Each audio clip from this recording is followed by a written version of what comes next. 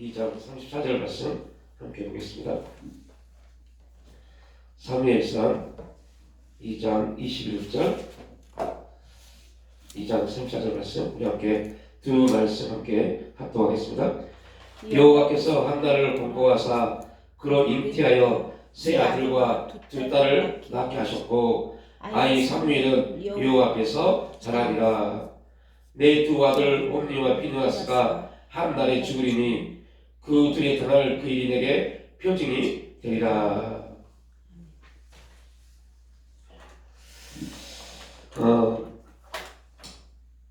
이제 한나에 대한 이야기가 마무리가 됩니다. 우리가 한나의 고백과 한나의 기도에 대해서 2주에 걸쳐서 함께 살펴봤고, 이제 하나님이 한나에게 부어주신 그 결과물, 그리고 엘리에게 나타난 또한 그 결과물에 대해서 우리에게 어떤 교훈을 하나님이 주시는지. 분명한 것은 한나가 아들을 낳기 이전에 엘리는 대제사장으로서 또한 홈리와 비느하스라는 제사장 두 아들을 출산하였고 제사장으로서 이제 사역을 감당하는 그러한 나이까지 되었습니다. 그러나 결국 그저 우리가 알고 있는 것처럼 두 아들 홈리와 비느하스는 한날에 죽임을 당합니다. 그 둘이 당할 그 일이 엘리의 표징이 된다라고 하나님은 말씀하셨고, 정말 홈리와 비느하스가 죽고 엘리 또한 그 앉은 자리에서 목이 꺾여서 죽임을 당합니다. 반대로 한나는 사무엘을 성전에 하나님께 바치고 그걸로 끝나지 않고 성경에는 한나의 세 아들과 두 딸이 어떠한 이름을 가지고 있는지 나와 있지 않습니다. 그럼에도 불구하고 사무엘을 하나님 앞에 드리고 하나님이 한나를 공고하셨다. 2장에서 우리가 살펴봤지만 하나님이 한나를 생각하사 대문을 여셨다라고 합니다. 그래서 사무엘을 낳습니다. 그리고 오늘은 이제 한나가 사무엘을 하나님께 바치고 하나님은 그런 한나를 공고하셨다. 이 공고하셨다는 말이 우리가 룻기를 통해서 많이 고백했던 것처럼 찾아오셨다, 신방 오셨다라는 의미입니다. 여호와께서 한나를 찾아오셨다, 신방 오셨다. 신방 오셔서 그로 잉태하여 하나님이 한나에게 신방 오신 겁니다. 그래서 잉태하여서 세 아들과 두 딸을 낳게 하셨고, 그러니까 한나는 사무엘을 낳기 이전까지는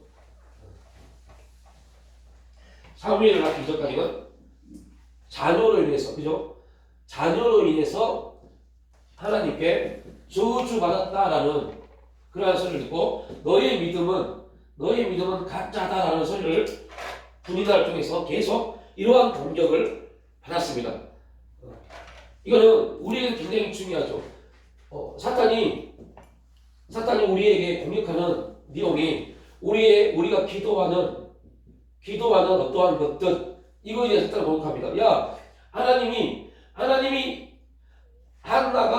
한나에게 자녀가 없는 걸 가지고 분인나는 하나님이 너를 저주했어. 자녀를 낳지 못하게 하나님이 너를 저주했어. 그러나 한나는 하나님을 저주의 하나님이 아니라 응답의 하나님으로 한나는 항상 그 믿음이 그 기준을 가지고 있었습니다. 그래서 한나는 분이나가 아무리 이렇게 자기를 저주해도 한나의 입장에서 하나님은 반드시 나에게 응답하신다라는 원리를 가지고 있었죠. 이게 신앙의 출발입니다. 신앙은 여기서부터 출발하죠.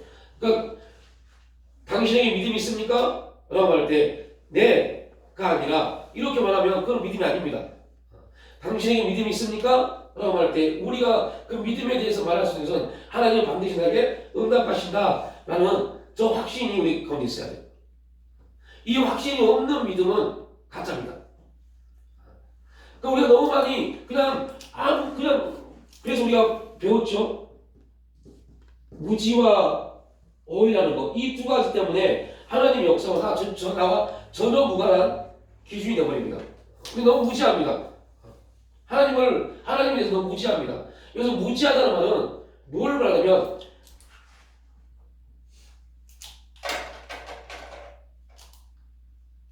뭘 의지하고요? 자신의 너무 경험을 의지합니다. 자신의 경험만 의지합니다. 무지한 사람의 특징은 뭐냐면요, 자기의 경험이 최우선이 되어버립니다. 경험이 우선이 되어버리면 하나님 역사지 않습니다. 분명 우리가 하나님을 경험을 해야 됩니다. 경험되지 아니한 하나님은 가짜입니다. 그러니까 객관적인 하나님은 진짜인데 그 객관적인 하나님 우리 경험되지 않으면 그건 가짜입니다. 그럼에도 불구하고 내 경험되어진 경험이 우선시되면 안 돼요. 하나님이 그 경험을 주신 거 뭐예요? 하나님을 알게 하신 목적입니다. 그런데 무지한 사람들은 그 경험이 하나님보다 앞서가 버려요. 그래서 그 간증을 조심하십시오라고 되어 있는 간증의 중심은 뭐예요? 하나님이 아닙니다. 대부분 하나님이 아니고 자기가 내가 이렇게 했더니가 되어버립니다. 그러니까 우리가 경험한 것도 우리가 잘나서 우리가 뭔가 열심히 해서 아니라 하나님이 꼭 그게 필요했기 때문에 우리에게 뭘 주세요? 경험을 주신 겁니다. 그런데 우리는 우리의 무지함은요, 그 경험이 앞서가 버려요. 그러다 보면 어떤 문제가 생기냐면, 이 경험이 이제 한 번은 주어졌는데 두 번째 경험이 안 주어지면, 우리는 그래요, 믿음이 없나? 내가 뭘 잘못했나? 라고 봅니다. 거기서 중심이 누구예요? 납니다. 그러니까 이런 시각에서 벗어나지 않으면 우리는 어떠한 문제에 빠지냐면, 하나님에 대해서 너무 많이 오해해요. 하나님에 대해서 오해한단 말이 무슨 말이냐면, 자꾸 우리의 어떤 행위에 대한 기준을 먼저 끄집어 옵니다. 그런데 하나님이 우리가 말씀하지 않는 것도 행하려고 해요. 근데 그 모든 행함이 뭐예요? 경험입니다. 내가 그전에 이렇게 하니까 이러한 일들이 있었어. 그러면 이번에도 이렇게 한번 해볼까? 이게 우선이 되어버려요. 그러니까 우리의 열심이나 우리의 기도나 우리의 신앙적인 모든 행위들이 누구보다요? 하나님보다 앞서가면 절대 안 돼요. 그런데 실제 앞서가는 경우가 되게 많이 있더라는 거죠. 제가 어떤 분의 전화를 받고 부탁을 받고 통화를 하는데 이렇게 말씀하세요. 목사님, 꼭 간절하게 부탁을 드립니다. 꼭 좀 도와주세요. 제가 네, 기도해볼게요. 라고 하니까 그분은 저에게 이렇게 말해요. 아니, 목사님 알아서 도와주면 되지, 그걸 꼭 기도해야 되나요? 그래서 아니요, 하나님이 사인을 해주셔야지 할 수 있는 겁니다. 그 말 자체를 되게 이상하게 생각을 해요. 아니, 그냥 할 수 있으면 하지 왜 그걸 물으세요?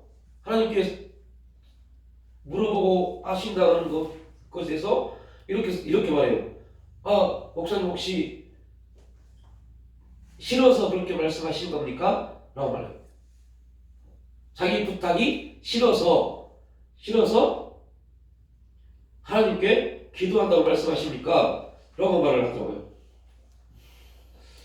그래서 제가 더 이상 말하면 안 될 것 같아서 아니요, 아닙니다. 기도하고 연락드릴게요 하고 전화를 끊었어요. 그러면서 생각을 해봤어요.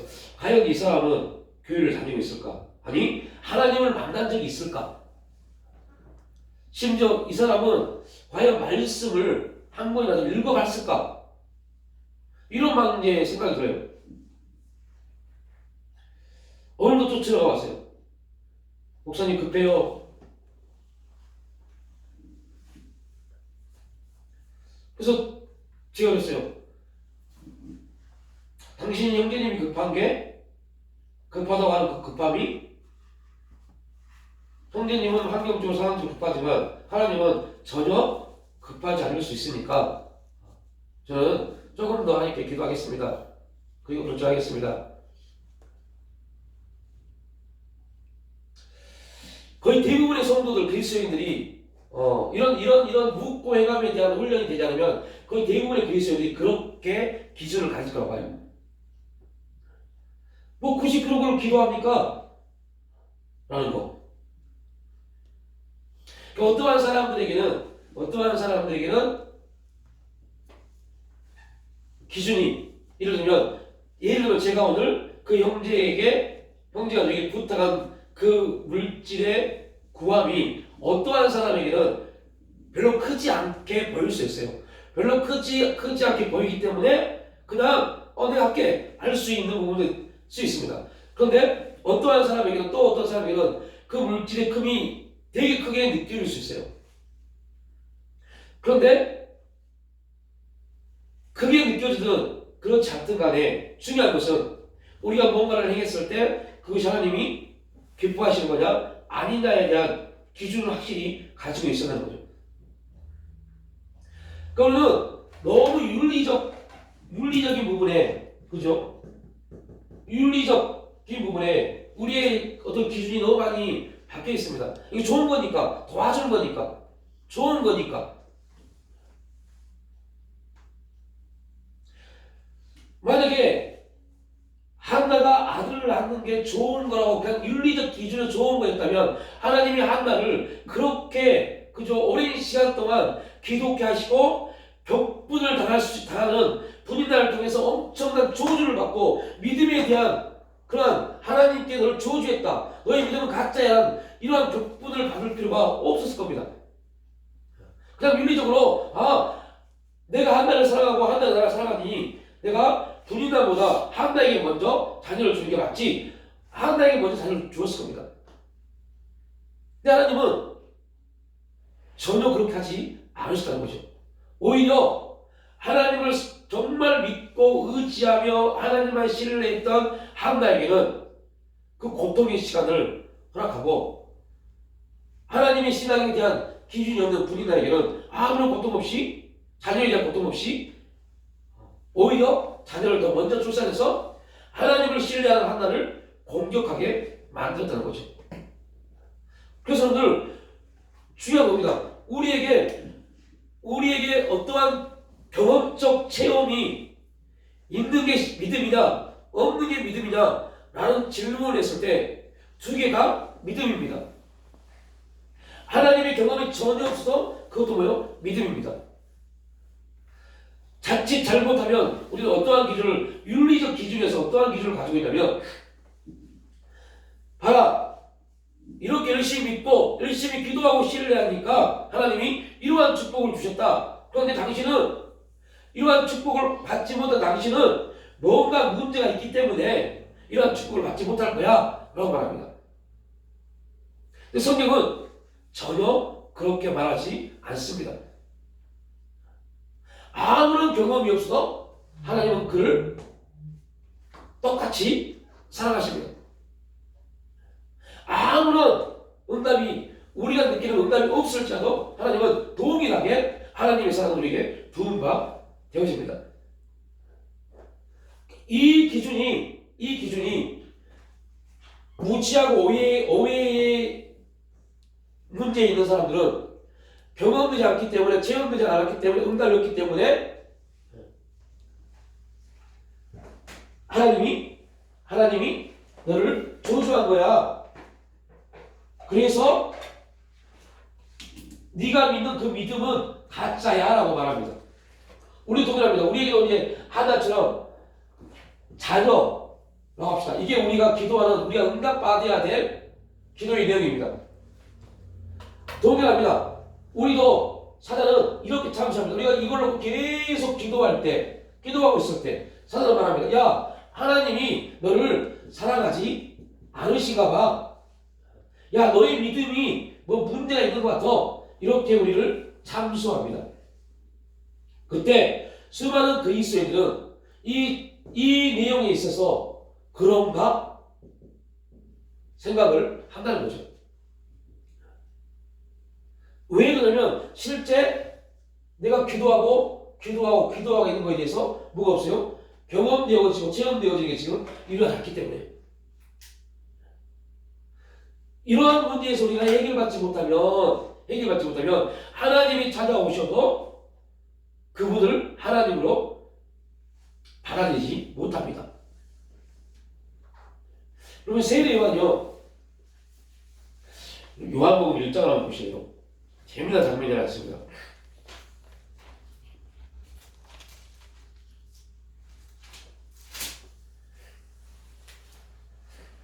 요한복음 1장에 19절부터 보면 이런 말씀이 나옵니다.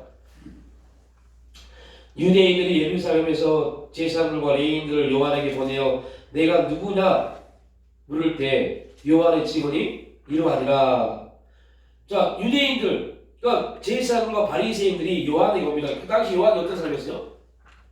요한이 엄청난 사역을 하고 있었습니다. 정말 기가 막힌 사역을 하고 있었습니다. 메시아처럼 엄청난 사역이 요한에게 나타났습니다. 그래서 바리새인 제사장들과 레위인들이 이제 옵니다. 와서 야, 내가 너를 보니 너의 그 사역을 하는 거 보니 야, 너 메시아 같아. 그래서 물으면 내가 누구냐 물을 때 요한이 이렇게 말합니다. 요한이 드러내어 말하고 숨기지 아니하니라. 드러내어 하는 말이 나는 그리스도가 아니란데. 자, 요한은 나는 그리스도가 아니라고 말합니다. 그 말은 무슨 말이에요? 요한은 누가 그리스도임을 알고 있었습니다. 그런데 잘 보십시오. 누가 그리스도임을 알고 있었습니다. 그런데 어떤 일이 벌어지냐면요, 요한이 이제 감옥에 갇히게 됩니다.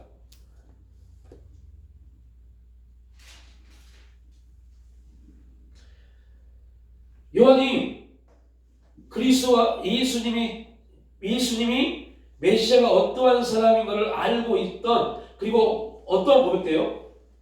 곧 내 뒤에 오시는 그는 그에 비해서 나는 신발끈을 풀기도 감당하지 못하겠다라고 말을 합니다. 그러면서 그분은 나는 세례 요한은 나는 심판의 메시지를 통해서 그들을 회개시켰고 엄청난 증거들, 기적들, 엄청난 역사들을 나타내서 사람들이 내가 하는 사역을 통해서 충격받고 그들이 회개하는 그러한 일들이 벌어졌습니다. 그럼에도 불구하고 나는 그분 예수 그리스도에 비하면 아무것도 아니다라고 말합니다. 그런데요, 재미난 장면이 이제 세례 요한이 옥에 갇히는 장면이 나옵니다. 옥에 갇히는 장면이 나와요. 그리고 세례 요한이 옥에 갇혀서 이런 말을 하죠. 야, 정말로 그분이 자기 제자들을 보내서 정말로 그분이 그리스도인가 한번 물어봐라. 그때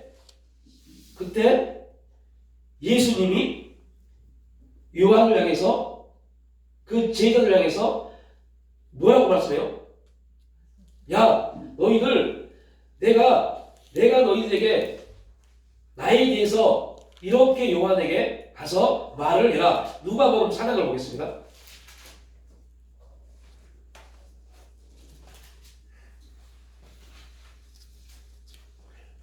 누가복음 4장 18절 말씀입니다.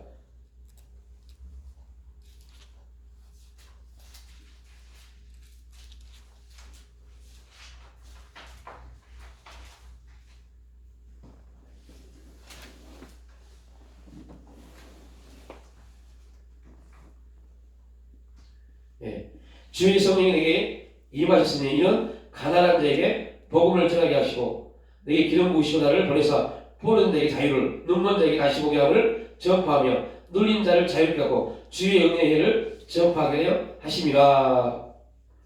이 말씀은 이사야서에 대한 예언이 성취됨을 말씀하고 있습니다. 그러니까 요한이 질문합니다. 요한이 여기에서 그리스도께 하신 그리스도께서 하신 일을 듣고 요한이요 그런 엄청난 심판의 메시지를 증거하고 우리로 말하면 지금 말하면 엄청난 부흥사입니다. 엄청난 부흥의 역사를 막 치유의 역사를 막 나타냈습니다. 그런데 그 일로 인해서 요한이 이제 옥에 갇히게 됩니다. 이제 옥에 갇힌 장면은 여러분 마태복음에 이제 나오는 장면, 마태복음 11장에 나오는 장면입니다. 옥에 갇힙니다. 그런데 옥에 갇히면서 옥에 갇혀있는 요한이 듣게 됩니다. 예수님이 어떤 사역을 하고 있는지를요. 예수님이 어떤 사역을 하고 있었어요? 요한이 누구에게 심판의 메시지를 들렸습니까? 유대인들이요. 바리새인과 서기관들이요. 그리고 그들에게 심판의 메시지, 그 심판의 메시지를 통해서 바리새인과 서기관들이 회개하고 변화되는 일들이 있었습니다. 우리로 말하면 엄청난 불의의 사자의 역사를 나타내고 있었어요. 그런데 예수님이 와서 하는 사역은 뭐였어요? 그 바리새인과 세리들, 죄인들, 그들과 밥을 먹고 그들과 함께합니다.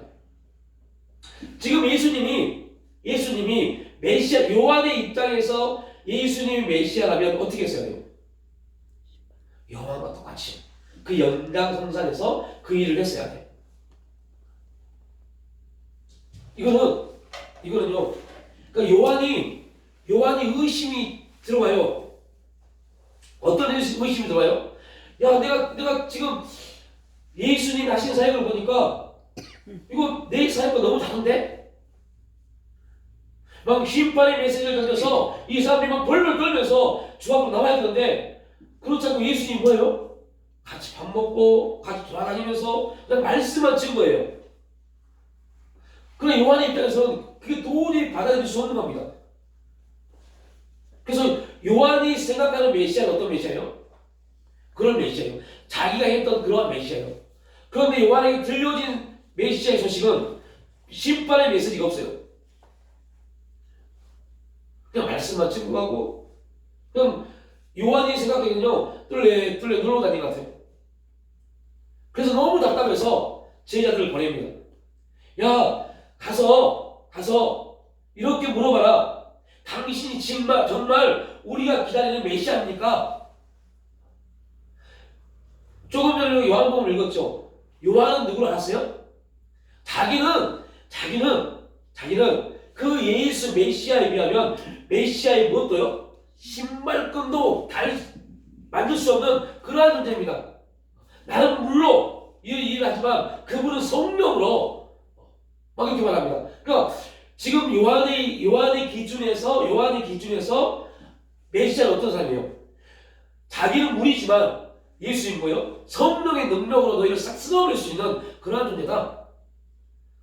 이런 자기 기준을 가지고 있었는데 하는 거 보니까 그런 일이 없어요.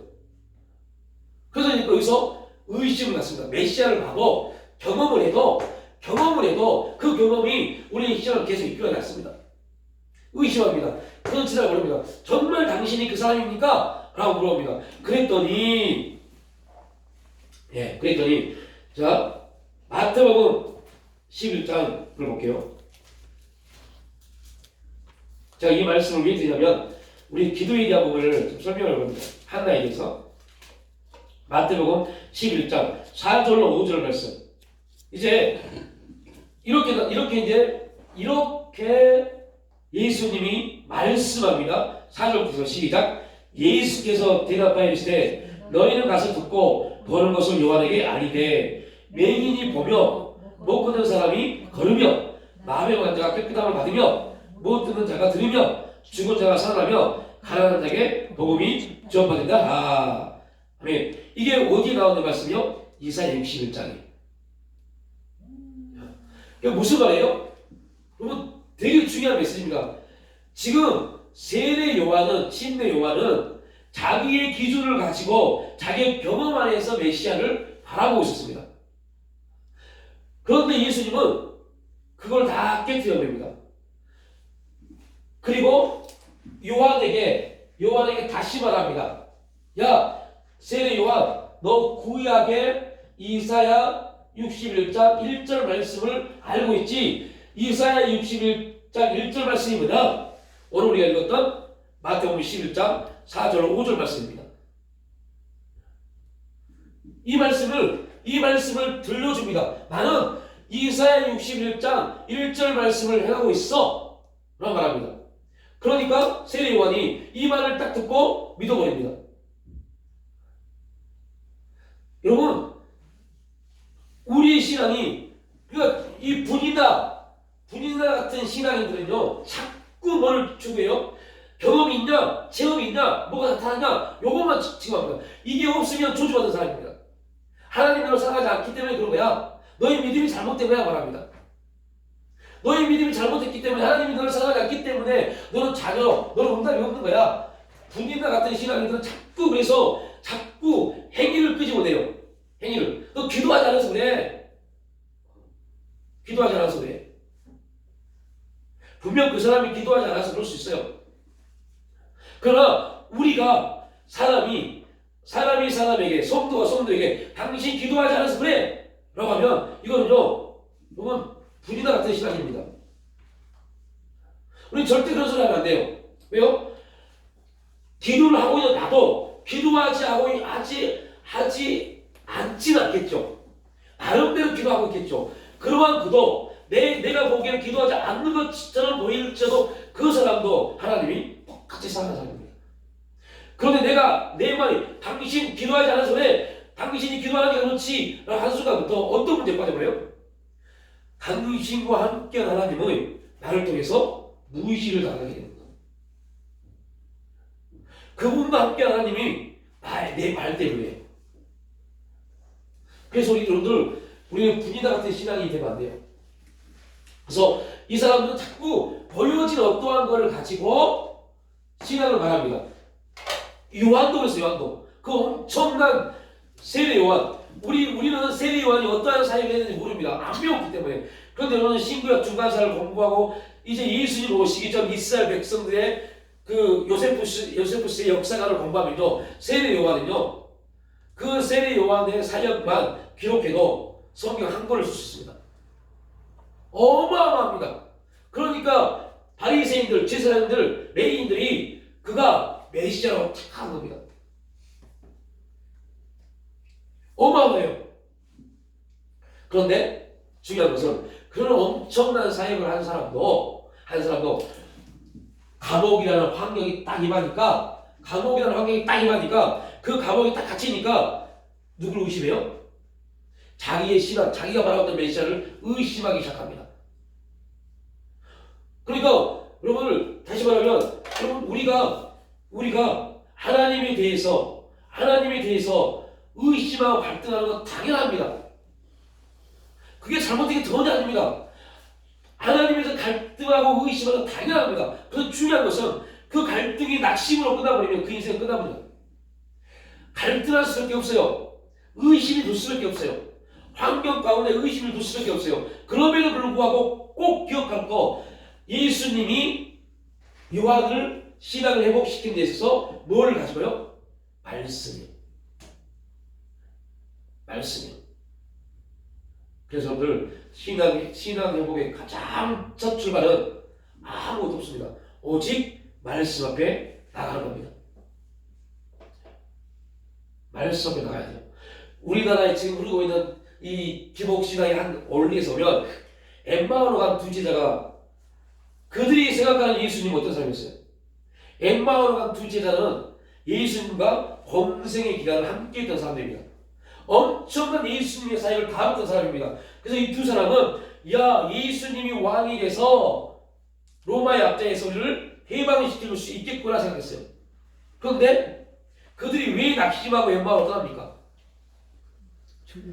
예수님이 죽어버렸기 때문에. 그런데 예수님이 부활하고 오셔서 엠마오로 간 두 제자가 걸으면서 이렇게 말합니다. 자, 이거 기억하십시오. 지금 우리나라 기독교 안에서 흐르고 있는 모습을 말하면 이렇게, 야! 기도 안 해? 기도해야지. 그러면 뜨거워져. 이렇게. 근데 예수님이 뭐라고 했어요? 그런 말 한마디 안 했습니다. 그냥 기록되었을 때 모세의 글과 선지자의 글을 쫙 설명해 줍니다. 그 말씀을 듣고 뭐였어요? 뜨거워졌습니다. 뜨거워진 상태에서 나오는 게 진짜 성령의 기도입니다. 그래서 여러분 이 훈련이 된다니까요. 이 훈련이 안 되면 우리는 또다시 습관적인 기도만 하고 끝나버릴 수 있어요. 그러니까 습관적인 기도는 어떤 분이냐 사단이 참수하면 자기 기도에 확신을 잃어버려요. 내 기도에 확신을 잃어버려요. 내 기도에 믿음을 잃어버려요. 얼마나 많은 그리스도인들이 이 문제에 맞습니까? 그래서 자칫 잘못하면 그러한 문제 때문에 그런 말씀을 통한 하나님의 해답을 얻지 못했을 경우에 그때 사단이 다가옵니다. 어떻게 다가와요? 처음에는 그냥 참수만 해요. 야, 너 하나님을 사랑하지 않는 것 같아. 너 믿음이 이상한 것 같아. 이렇게 합니다. 그 점점 우리가 여기 동요되다 보면 어떤 문제가 생기냐? 사단이 사람을 붙이기 시작합니다. 성경 공부하시네요. 신천지나 하나님의 교회 수험도들의 99%가 다 기독교인입니다. 어마어마합니다. 근데 그들이 믿음이 없는 사람이다. 그것도 아닙니다. 성경에 대한 말씀에 대한 갈급함을 가지고 있는 사람들입니다. 그러니까 넘어가게. 근데 신념의 기도하고 믿음의 기도하고 차이점은 어떤 거?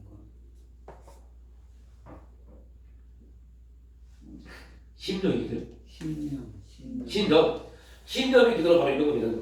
아까 말씀드린 거. 보여진 어떠한 것들. 그러한 것들이 목적이 되는 거. 병원들이 목적이 되고 응답이 목적이 되는 거. 우리의 기도의 목적은 오직 하나님 나라가 임하는 거죠. 하나님을 채워지는 거. 그러니까 이제 문제는 그겁니다. 하나님으로 채워지고 하나님 나라가 임하는 것이 우리 기도의 최종 목적입니다. 우리 기도의 최종 목적. 그러니까 이러한 부분들을 자꾸 이스라엘 백성들이 율법을 지키려고 613가지의 계명들을 만든 것처럼 자꾸 하나님을 채우기 위한 방법론을 자꾸 가지고 옵니다. 방법론. 어떻게 기도하면 방법론을 계속 가지고 옵니다. 그게 신념에서 출발된 기도의 모습입니다. 그래서 신념의 기도도 처음 출발은 신념이 아니었을 겁니다. 분명 하나님에 대한 믿음이 있었기 때문에 기도를 시작했을 겁니다. 그런데 점점 그 믿음은 희미해지고, 그러니까 우리가 3절에 말씀드렸죠. 기도라는 주제가 나라는 존재를 뛰어넘으면 안 돼요? 안 됩니다. 기도하는 사람이 중요하지 기도가 중요한 게 아닙니다. 그러니까 우리가 잘못된 그 부분이 기도가 목적이 되면 기도가 중심이 되어버리면 어떤 문제가 생기냐면 나라는 존재가 하나님 나라를 통해서 역사해야 될 부분들을 잃어버리게 돼요. 그러다 보면 기도 자체가 목적이 되어버리면, 그래서 기도의 양이 차지 않으면 뭔가 불안해지고 이러한 부분이 생기면 그런 사람들이 대부분 이런 이제 자기 기준적 신앙을 하기 시작합니다. 근데 중요한 하나님은 우리가 어떠한 것을 행하는 것에 대해 관심이 별로 없어요. 하나님 관심은 우리에게만 있습니다. 그러니까 내가 기도하기 때문에 그 기도에 관심이 있는 거지 기도 자체에 관심이 있는 게 아닙니다. 우리가 아무것도 안 하면, 우리가 기도하지 않으면 기도는 어떻게 될까요? 기도는 아무런 힘도 없어요. 내가 하나님의 형상으로 창조되었고 예수 그리스도를 통해서 거듭난 하나님의 자녀가 된 내가 기도하기 때문에 그 기도는 능력이 있는 겁니다. 그죠? 무당이 교회에 와서 기도한다고 그 기도가 능력이 있을까요? 아닙니다. 예수 믿지 않는 사람이 그냥 마음이 답답해서 교회 한번 와보세요. 그래서 예수 안 믿어요. 여기부터 하지 않은 예수 믿지 않은 상태에서 교회에 와서 앉아있다 기도한다고 해서 그 기도가 능력이 있을까요? 아닙니다. 거듭난 가장 중심 거듭난 나 하나님의 영상을 회복한다 하나님의 관계가 회복된다 그 내가 하는 기도 그 기도를 하나님이 기뻐하실 겁니다. 그래서 우리가 거듭난 우리가 하는 모든 것도 다 하나님이 기뻐하십니다. 이게 중심이 돼야 돼요. 그러면 그건 믿음입니다. 그런데 그렇지 않고 신념은 뭐냐면 신념은 내가 나라는 존재 그러니까 거듭나기 이전 거듭나가 무관한 육신의 나 이게 이제 어떻게 보면 되게 우리에게 헷갈릴 수 있는 부분이 같아요. 육신의 나 내가 필요로 느끼는 것들이 기도의 중심이 되는 것 이게 신념이라고 해요. 그러니까 말씀으로 해석해보면 믿음의 기도는 그의 나라와 그의 의를 구하는 겁니다. 그런데 여러분 잘 보십시오. 믿음이 반응하지 않은 상태에서 그의 나라와 그의 의만 구하고 있으면 육신이 뭐라고 그래요? 반드시 말합니다. 뭐 먹고 살 건데 반드시 말합니다. 그래서 우리 이렇게 타협하면 이게 신념입니다. 그의 나라와 그의 의를 구하는 건 좋지만 하나님 무엇을 먹을까 무엇을 입을까 어떻게 살 것인가에 대해서 하나님 얘기를 주셔야죠. 이렇게 육신이 또 이거를 놓지를 못합니다. 그래서 먹고 마시는 부분에 있어서의 우리 기도가 되는 모든 것들의 중심에는 미안한 말이지만 저도 그거에 대해서 자유롭지 못해서 되게 애통하지만 이게 거의 100%는 아니겠지만 거의 대부분 신념입니다.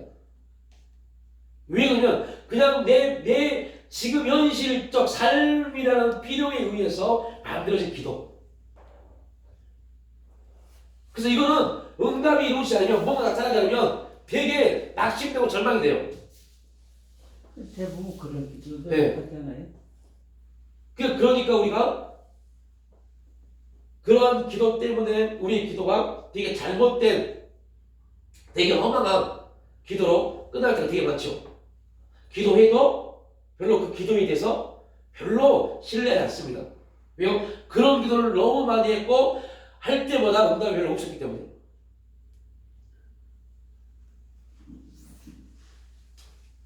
믿음의 기도는 무엇을 먹을 것인가 어떻게 살 것인가 이 염려에서 자유로워진 게 믿음의 기도입니다. 근데 얼마나 힘들어요. 되게 힘들어요. 왜 힘드냐면 자꾸 이 세상의 소리들 이 세상에 사는 논리들은 우리에게 자꾸 말을 걸어옵니다. 지금 어떤 세상인데 어떻게 살려고 그래?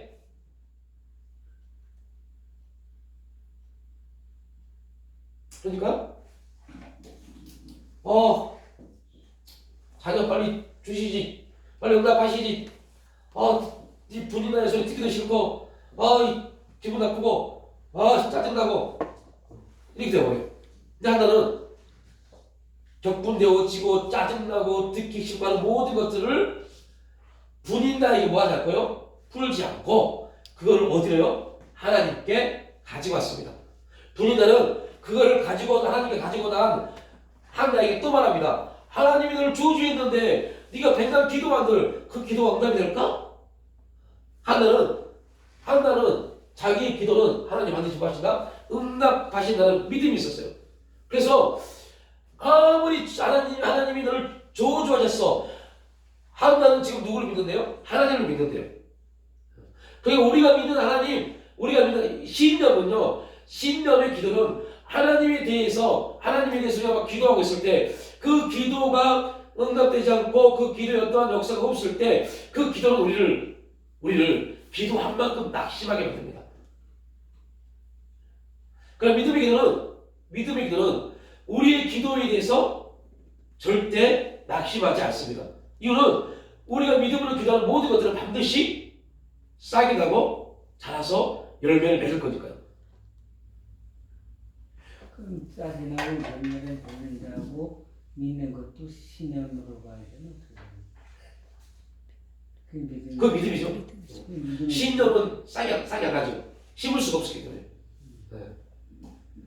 그러니까 이제 이런 부분에서 이제 이게 제가 지금 이제 다음 과에서 제가 가면 이제 이거는 공리식입니다. 공리식을 어떻게 풀어서 대입시킬 것인가에 대한 부분이 나옵니다. 모세, 아브라함에서 쭉 설명하면서.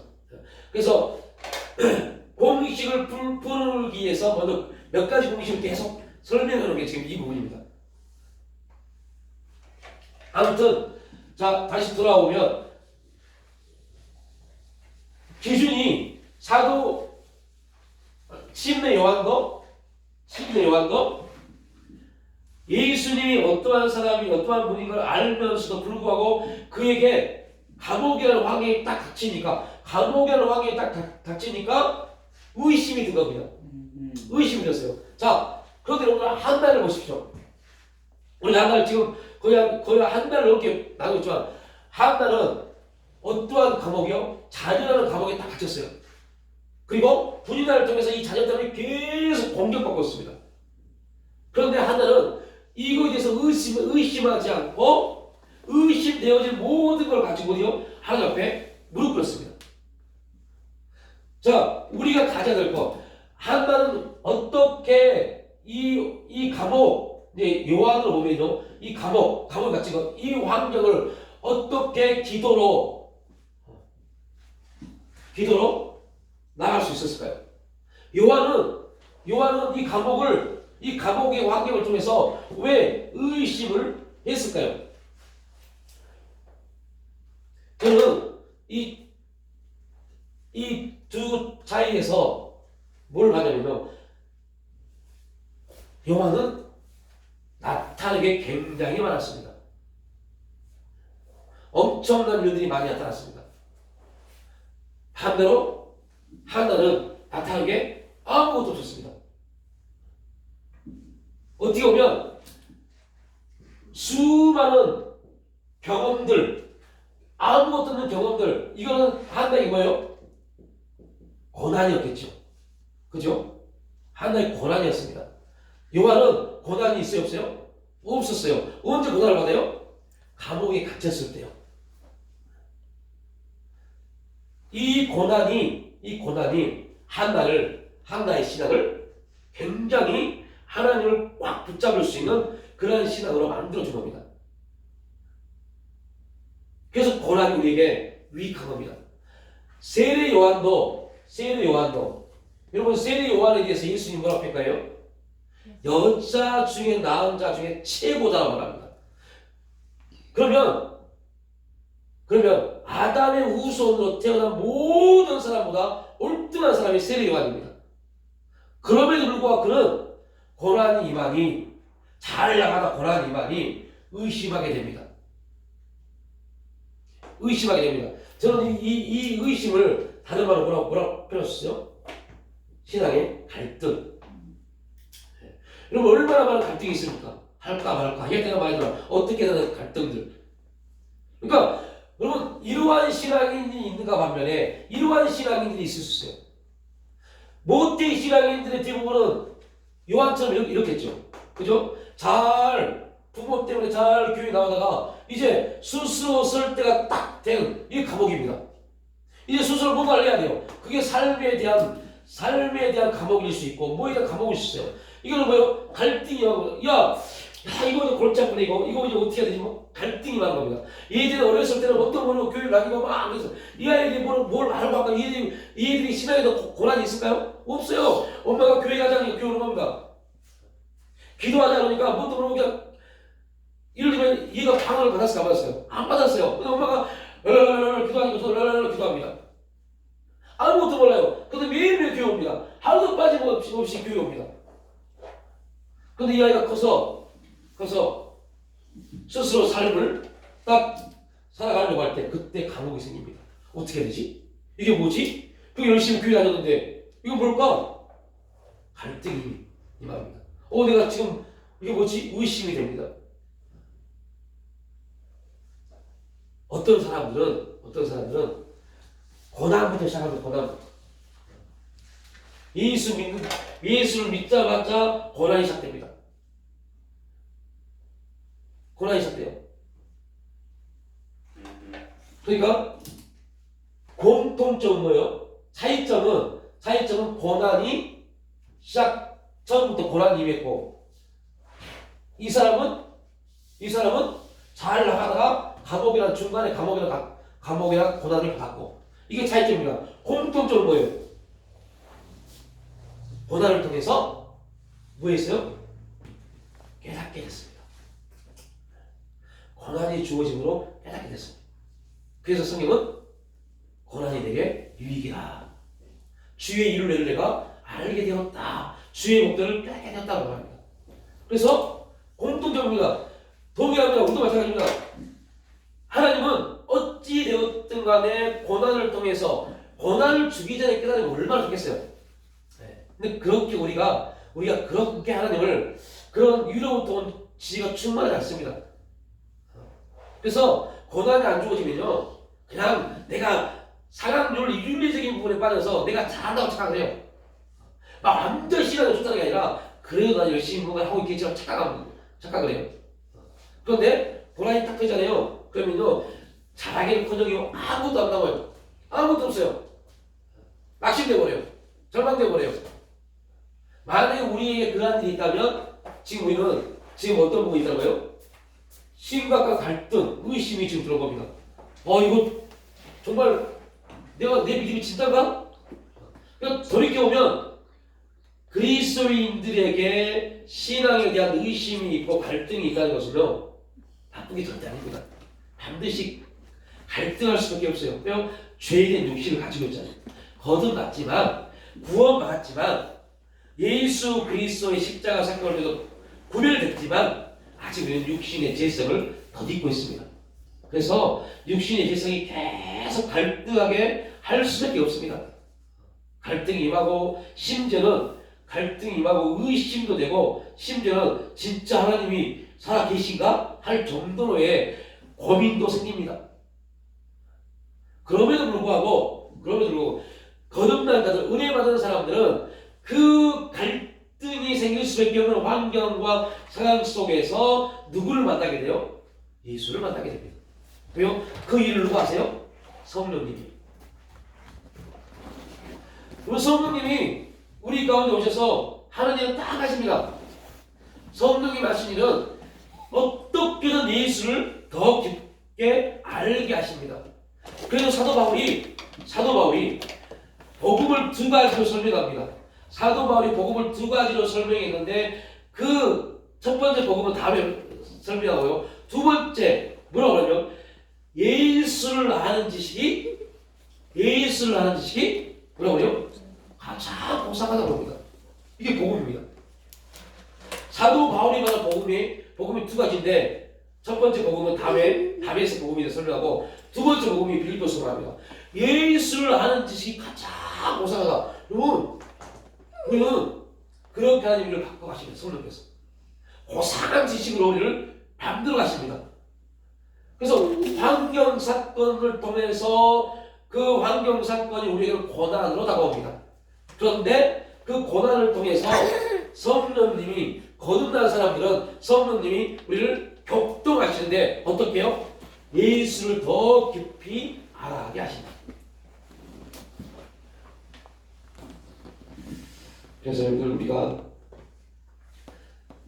이 구약에는 성령이 직접적으로 임재해서 역사하는 부분이 없었기 때문에, 돌이켜보면 이제 하나님이 한나를 그렇게 깨닫게 하시겠죠. 한나는 이 고난을 통해서 하나님을 더 고상한, 더 깊이 알아가게 됐습니다. 그래서 사무엘을 바쳐도 한나는 전혀 거기에 대해서 뭐하지 않아요? 거기에 대해서 아파하지 않습니다. 근데 하나는 하나님을 어떻게 알았을까요? 그 원래가 그 신앙이 그렇게 좋았나? 그죠? 제사장 가정이 있으니까요. 네. 그러니까 한나에 대해서는 성경에 정확하게 그 사람이 어떻다라고 나와 있었지만 이제 1장, 2장에서 나와보면 한나는 진짜 믿음의 여인입니다. 믿음의 여인이었고 어떻게 믿음이 있었냐라고 할 때는 거기에 대해서 성경은 기록되지 않습니다. 그래서 어떻게 믿음이 생겼는지 몰라요. 그럼에도 불구하고 한나는 성경은 믿음의 여인으로 우리에게 말씀해 주고 있습니다. 그러니까 이제 우리가 이제 볼 수 있는 것은 한나가 어떻게 믿음이 생겼을까가 아니라 이제 우리 이걸 보는 거죠. 한나는 우리가 이제 성경이 한나를 말할 때부터 보면 한나는 성경이 나올 때부터 뭐하는 사람이요? 고난받는 사람입니다. 고난받는 사람. 반대로 세리요한은 외친다의 손으로 하나님의 성령의 충만함을 가지고 태어난 사람. 그러나 결국 감옥에 갇히니까 성령의 충만한 거 보고 다없이 의심이 드는 사람. 이건 딱 우리의 모습을 보여주고 있죠. 그래서 다시 말씀드리지만 이 사건을 통해서 하나님이 이제 한나의 이 신앙의 모습을 통해서 하나님이 권능하셨다 찾아오신 겁니다. 다시 찾아오셔서 한나에게 엄청난 일을 나타내시죠. 그래서 출애굽기 2장 23절로 25절 말씀을 보면 이러한 말씀이 나옵니다. 출애굽기 2장 23절로 25절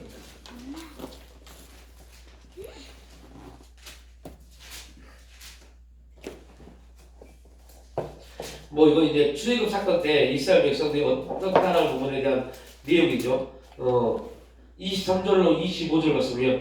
여러 해 후에 애굽 왕은 죽었고 이스라엘 자손은 고된 노동으로 말미암아 탄식하며 부르짖으니 그 고된 노동으로 말미암아 부르짖는 소리가 하나님께 상달된지라. 여기서 이스라엘 백성들에게 고된 노동은 우리말로 표현하면 고난입니다. 고난이 주어지니까 이들이 부르짖어 기도하기 시작하는데 그 고난을 붙잡고 부르짖었을 때 하나님이 그 소리를 듣게 되죠. 하나님이 그들의 고통의 소리를 들으셨다. 그리고 그의 언약을 기억하다는 말이 무슨 말이에요? 똑같은 의미입니다. 기억하사라는 말은 권정하셨다, 공고하셨다 라는 말과 동일한 말입니다. 그러니까 하나님이 이스라엘 자손을 돌보셨고 하나님이 그들을 기억하셨더라. 고난이 임했습니다. 그러니 그들이 부르짖어 기도했습니다. 고난을 붙잡고 부르짖어 기도했습니다. 그러니까 우리 기도가 해야 돼요. 하나님, 이 고난을 해결해 주세요가 아니라 이렇게 기도하면 절대 안 돼요. 하나님, 이 고난을 통해서 하나님께 부르짖어 기도합니다. 하나님, 내 삶 가운데 기도하는 오늘 이렇게 이 출애굽기 말씀을 빗대서 해석을 해보면 하나님 찾아와 주세요. 기도하는 나에게 뭐라고요? 찾아와 주세요.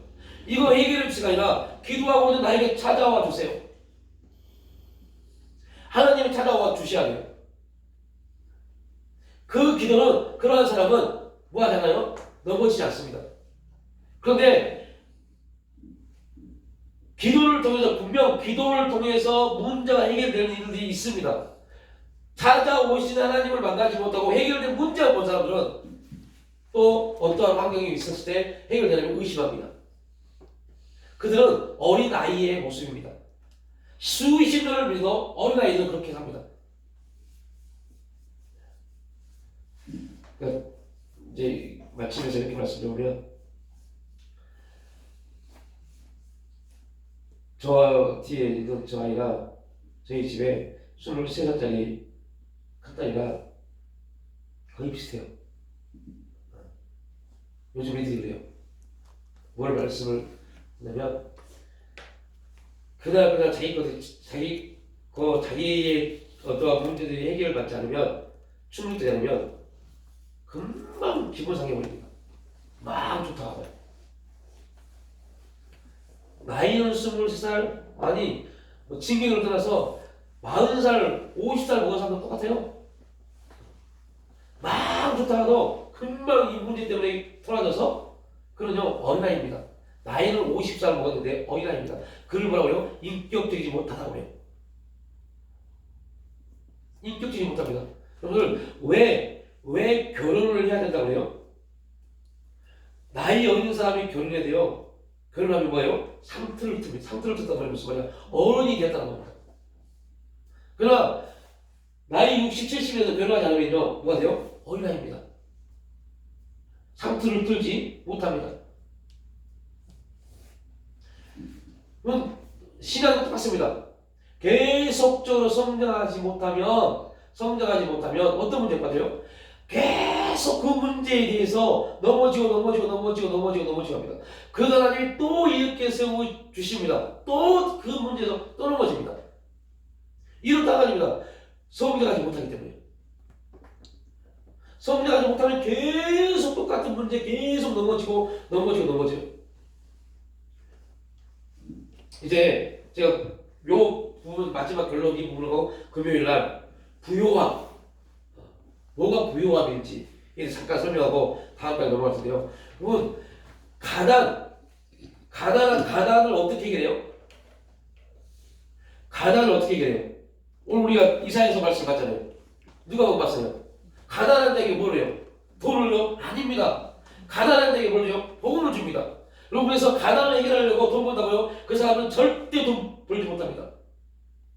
성경은 우리에게 말씀합니다. 가난한 자에게 뭘 줘요? 복음을 줘야 돼요. 복음을. 성경 미문에 어릴 때부터 안진병이 앉아있습니다. 그는 가난한 거지였어요. 매일매일 성경 미문에 딸랑딸랑 던져주는 돈을 받았어요. 그래서 그 사람 뭐 했어요? 직업이 되어버렸어요. 거지가 직업이 되어버렸어요.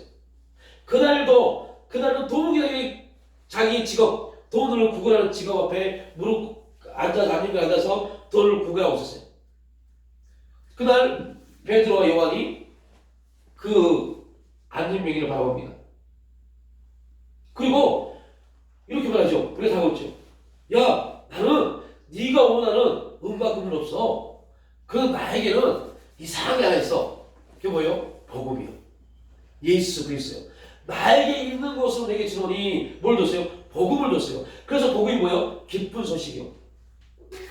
복음을 줬어요. 너에게 진짜 기쁜 것은 돈 얼마 주는 게 아니야. 너의 가장 근본적인 뭐예요? 일어나는 거예요.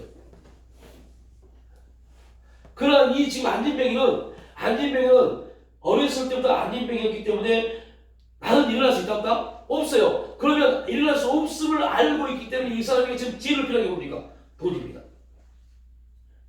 이 돈이면 얼마 받으면 먹고 살 수 있습니까?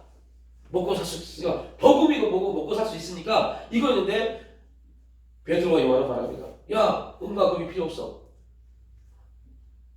내가 있는 것으로 너에게 줄게. 나서 예수 이름으로 일어나 걸어라. 가난이 해결됐어요, 안 됐어요? 아니다니까요. 가난은 똑같다니까요. 그런데 뭐가 바뀌었어요? 그 사람이 변화받으니까 가난은 똑같이는 가난한 자가 됐는데 찬양을 하잖아요. 이게 해방입니다. 이런 자를 통해서 하나님은 역사에 가십니다. 여러분들 절대 기준입니다. 절대 명제입니다. 무엇을 먹을까 어떻게 살 것인가가 우리 뭐가 돼요? 고민이 되면 안 돼요. 돈 버는 게 우리 고민이 되면 안 돼요. 우리의 진짜의 고민은 뭐가 돼요? 이게 복음인가 아닌가 고민이 안 돼요. 우리의 행동이 우리의 삶이 복음이 되면 그리하면 그래서 복음이 이렇게 찾아와야 돼요. 예수님이 찾아와야 돼요. 기도할 때 하나님 이 문제를 통해서 이 고난을 통해서 이 환경을 통해서 기도합니다. 하나님 이 기도가 찾아와 주시옵소서. 기쁜 소식으로 복음으로 찾아오십시오. 그래서 성령님 우리가 하나만 기억하셨죠. 성령이 오셨네. 성령이 찾아오셔야 돼요. 예수님이 말씀으로 찾아오셔야 돼요. 그러면 그 인생은 돈 때문에 찌들러서 고민했던 사람이 바뀌어버립니다. 찬양이 되버립니다. 감사가 되버립니다. 이런 역사가 이제 금요일에 잠깐 더 설명을 나누겠습니다.